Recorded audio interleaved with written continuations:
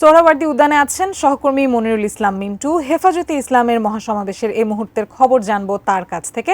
সরাসরি যুক্ত হচ্ছি তার সাথে। মিন্টু, সমাবেশ স্থলে মানুষের সমাগম কেমন দেখছেন, কেমন চলছে সমাবেশ কর্মসূচি এবং নেতাকর্মীরা কি বলছেন তাদের দাবি নিয়ে, আমাদেরকে বিস্তারিত জানাবেন।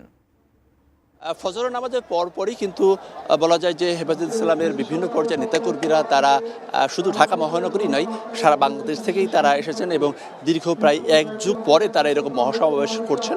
এবং এই মহাসমাবেশের আসলে কয়েকটি প্রেক্ষাপট রয়েছে। তারা 4 দফা দাবিতে এই মহাসমাবেশ করছেন এবং এই 4 দফা দাবির মধ্যে এখন পর্যন্ত বলা যায় যে জেলা পর্যায়ের নেতৃবৃন্দ, সেই সঙ্গে কেন্দ্রীয় কমিটির যুগ্ম সহকারী মহাসচিব পর্যন্ত বক্তব্য রেখেছেন। এরপর যুগ্ম মহাসচিব সহ অন্য নেতৃবৃন্দরা তারা বক্তব্য রাখবেন এবং তাদের কথায় মূলত কয়েকটি বিষয় চলে এসেছে। একটি বিষয় হচ্ছে তারা নেতাকর্মীদের বক্তব্যের মধ্যেই বলা যায় যে মূল যে বিষয় হচ্ছে যে নারী বিষয়ক সংস্কার কমিশন যে প্রস্তাব দিয়েছে, সেক্ষেত্রে তারা বলছে যে কোরআন এবং সুন্নাহ বিরোধী যেসব প্রস্তাবনা রয়েছে সেগুলোকে স্বাস্থ্যকর অল টাইম ফ্যামিলি কেক, সব সময় অল টাইম হেলদি লাইফ বাতিল করাই মূলত তাদের যে বক্তব্যের প্রধান বিষয়গুলো রয়েছে। এছাড়া তারা আরও কয়েকটি বিষয় বলেছে যে 2013 সালে শাপলা চত্বরে 5ই মে যে হত্যাকাণ্ড হয়েছিল, অর্থাৎ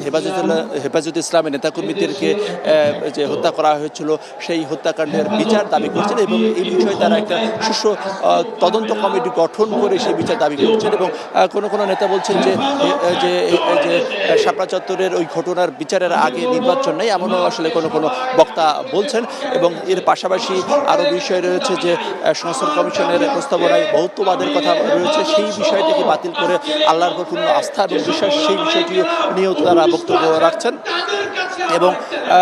এবং এখানে আমরা লক্ষ্য করছি যে হেফাজতে ইসলামের আমির আল্লামা মহিবুল্লাহ বাবুনগরী তিনি আরও বেশ ঘণ্টাখানেক আগে যুগ্ম মহাসচিব মামুনুল হক তিনিও বলেন সকাল থেকেই অবস্থান করছেন। এছাড়া এখানে রয়েছেন কিছুক্ষণ আগে এসেছেন আমার দেশ পত্রিকার সম্পাদক তিনিও কিছুক্ষণ আগে এসেছেন। তো এই ছিল বলতে গেলে এখনকার মতো হেফাজতে ইসলামের যে কর্মসূচির অর্থাৎ মহাসমাবেশের অবস্থা। বিভিন্ন পর্যায়ে নেতাকর্মীরা তারা ধারাবাহিকভাবে বৈঠক রাখছেন এবং তারা তাদের যে 4 দফা দাবির পক্ষে যুক্তি তুলে ধরছেন।